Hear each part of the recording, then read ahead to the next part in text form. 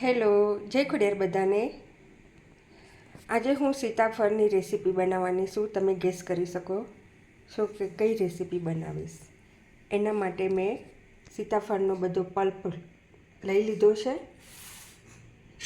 જુઓ, હવે આમાંથી હું સીડ કાઢી નાખીશ અને પછી યુઝ કરીશ. હવે અહીંયા પિસ્તા, બદામ, સેફ્રોન, ઇલાયચી અને કાજુ લઈ લીધા છે. અને આ સાઈડ મેં દૂધને ઉકાળવા મૂકી દીધું છે. તો હવે હું તમને 1 બાય 1 સ્ટેપ બતાવું કે કઈ રીતે હું બનાવું છું.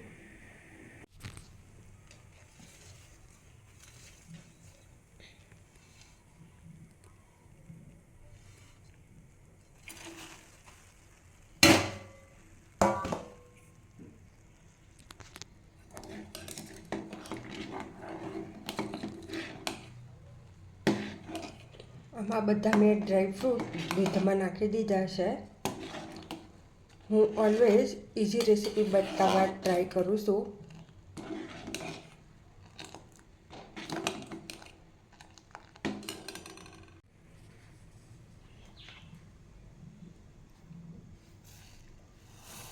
હવે આમાં સુગર એડ કરીશું અને ધીમા તાપે ઉકળવા દઈશું.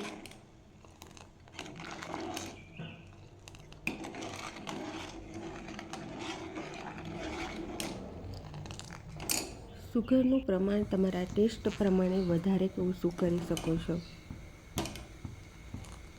અને આ રેસીપીમાં સુગર તમારે ઓછી નાખવાની, કારણ કે સીતાફળ ખૂબ જ સ્વીટ હોય છે. હવે મેં આ દૂધને ઠંડુ પાડી દીધું છે અને તેમાં હું સીતાફળનો પલ્પ એડ કરીશ. હવે આપણી બાસુંદી રેડી છે.